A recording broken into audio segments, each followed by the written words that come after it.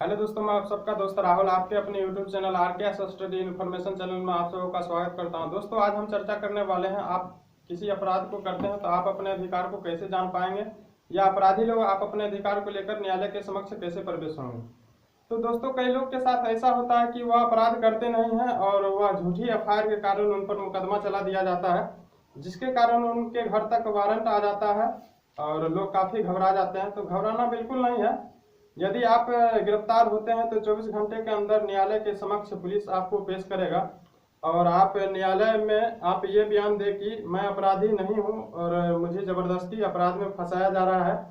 इसके लिए आपको किसी सबूत को इकट्ठा करना होगा और सबूत ये होगा कि मान के चलिए आप किसी कार्यालय या ऑफिस में काम कर रहे हैं, तो कार्यालय या ऑफिस के कर्मचारी या ऑफिसर गवाही के तौर पर यह बयान दे कि जिस समय अपराध में इसे फंसाया जा रहा है उस समय ये आदमी हमारे ऑफिस या कार्यालय में काम कर रहा था।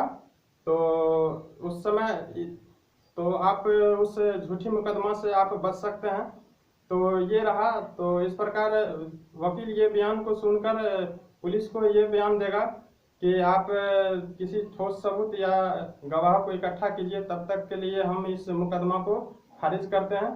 तो इस प्रकार से आप इस झूठी मुकदमा से बच सकते हैं। तो दोस्तों, आइए हम इस इन सारे टॉपिकों पर चर्चा करते हैं।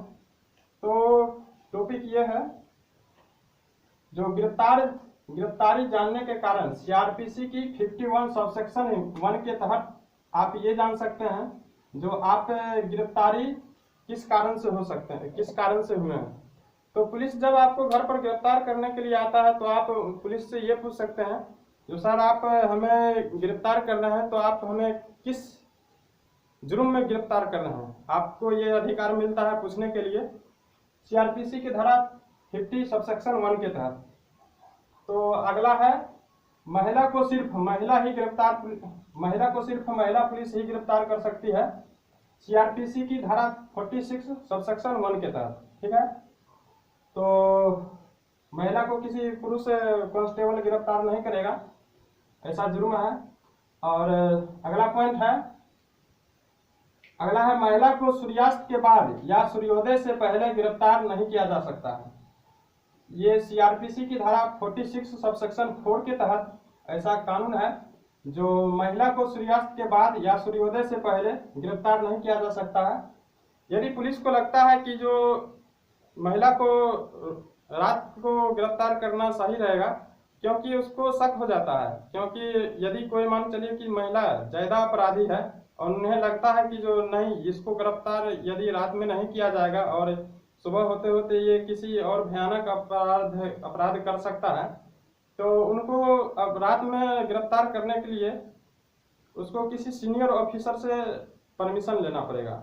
और जब ये सीनियर ऑफिसर उनको परमिशन दे देते हैं तो रात को भी पुलिस गिरफ्तार कर सकता है महिला को। तो ये है। और अगला पॉइंट है, non cognizable offence. Non cognizable offence होता है, सबसे पहले मैं नॉन कॉग्निजेबल ऑफेंस और कॉग्निजेबल ऑफेंस के बारे में मैं आपको बताता हूँ। कॉग्निजेबल ऑफेंस होता है जो किसी बड़ा अपराध, जैसे कि किसी को आप हत्या करने की कोशिश की, या फिर आपने किसी को हत्या कर दी, या फिर किसी को गंभीर रूप से आप बलात्कार किए, तो ये सब कॉग्निजेबल ऑफेंस यानी संघीय अपराध के तहत आता है। तो संघीय अपराध कॉग्निजेबल ऑफेंस सबसे बड़ा अपराध होता है। इसमें आपको पुलिस बिना वारंट दिखाए हुए आपको गिरफ्तार कर सकता है, यानी कि वारंट आपको दिखाएगा नहीं और सीधे आपको उठा लेगा। तो ठीक है। तो आगे है non cognizable offence. Non cognizable offence के तहत ये होता है जो छोटी मोटी चोट फोट, लड़ाई झगड़ा या फिर छोटा मोटा चोरी वोरी, तो ये सब हो जाता है नॉन कॉग्निजेबल ऑफेंस के तहत, ये सब अपराध आ जाता है। तो नॉन कॉग्निजेबल ऑफेंस के तहत आपको पुलिस वारंट दिखाकर गिरफ्तार करेगा। तो इसके लिए है। तो आगे हम अरेस्ट मेमो बनवाने का अधिकार के बारे में चर्चा करेंगे। अरेस्ट मेमो होता है क्या, ये हम आपको समझा दे रहे हैं। अरेस्ट मेमो होता है जो आपको जिस जगह से गिरफ्तार किया पुलिस, आपको उस पुलिस से एक कागजात होता है, उस पर ये लिखता है, उसी को कहते हैं अरेस्ट मेमो।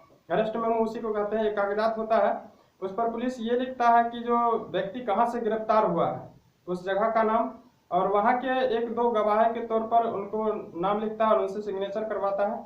और जिस रैंक के अधिकारी पुलिस आपको गिरफ्तार करता है उसका क्या रैंक है, उनका क्या नाम है, उनका सिग्नेचर, और जिस व्यक्ति को गिरफ्तार किया उनका भी नाम मेंशन रहता है, उनका भी नाम, उनका भी सिग्नेचर रहता है। तो ये हुआ non arrest memo. Arrest memo, तो अरेस्ट मेमो बनवाना जरूरी रहता है। सीआरपीसी की धारा 41 सबसेक्शन बी के तहत अरेस्ट मेमो बनवाने का अधिकार है। तो ये पुलिस का काम रहता है, लेकिन ये होता है कि घटना स्थल पर ही ये बनाया जाता है। लेकिन अक्सर देखने को क्या मिलता है, जो इसे अक्सर थाने पर ही बनाया जाता है, और आपका आदमी यदि थाने के अंदर बंद है तो आपको ही बोलेगा कि जो आप अपने गांव के लोगों को बुला के लाइए गवाही के तौर पर। लेकिन ऐसा नहीं होता है, ये पुलिस का काम होता है और उस घटना स्थल पर जाकर इसको बनवाया जाता है। लेकिन अक्सर तौर पर थाने में ही लोग बनवा लेते हैं। तो पुलिस को अरेस्ट किए गए व्यक्ति की फैमिली या उसके रिलेटिव्स को सूचना देने का अधिकार। सीआरपीसी की धारा 50 सबसेक्शन 1 ए के तहत पुलिस को अरेस्ट किए गए व्यक्ति की फैमिली या रिलेटिव्स को सूचना देने का अधिकार सीआरपीसी की धारा 50 सबसेक्शन 1 के तहत ऐसा अधिकार होता है। तो ऐसा होता है कि जो जैसे कि कोई गिरफ्तार हुआ और उस समय उनके रिलेटिव्स या फैमिली को जानकारी नहीं मिला कि जो हमारा लोग गिरफ्तार हो चुका है, तो पुलिस को यह अधिकार होता है कि जो 24 घंटे के अंदर, जैसे कि थाना पर लोग पहुंचा गिरफ्तार लोग, और उनको पुलिस का ये काम रहता है कि जो उनके रिलेटिव्स या फिर फैमिली को सूचना ये दे दे कि फलाने थाना में इसके अंतर्गत इस जुर्म में अपराध किया गया है और इस समय इसको अपराध किया गया है। तो इसको सूचना पुलिस को देने का अधिकार रहता है। और आगे हम चर्चा करने वाले हैं, गिरफ्तार लोगों की गिरफ्तारी के बाद 24 घंटे के अंदर न्यायालय के समक्ष पेश किया जाएगा। तो सीआरपीसी की धारा 57 के तहत ऐसा कानून है कि गिरफ्तार लोगों की गिरफ्तारी के बाद 24 घंटे के अंदर न्यायालय के समक्ष पेश किया जाएगा। तो दोस्तों, इसकी चर्चा हम सबसे लास्ट पॉइंट की चर्चा हम वीडियो के शुरू में ही कर चुके हैं, तो इसको ज़्यादा हमको बताने की ज़रूरत नहीं है। तो मैं उम्मीद करता हूं दोस्तों कि ये वीडियो आप लोगों को काफ़ी अच्छा लगा होगा। तो अच्छा लगा होगा तो आप वीडियो को लाइक, सब्सक्राइब एंड दोस्तों के बीच शेयर जरूर करें। धन्यवाद।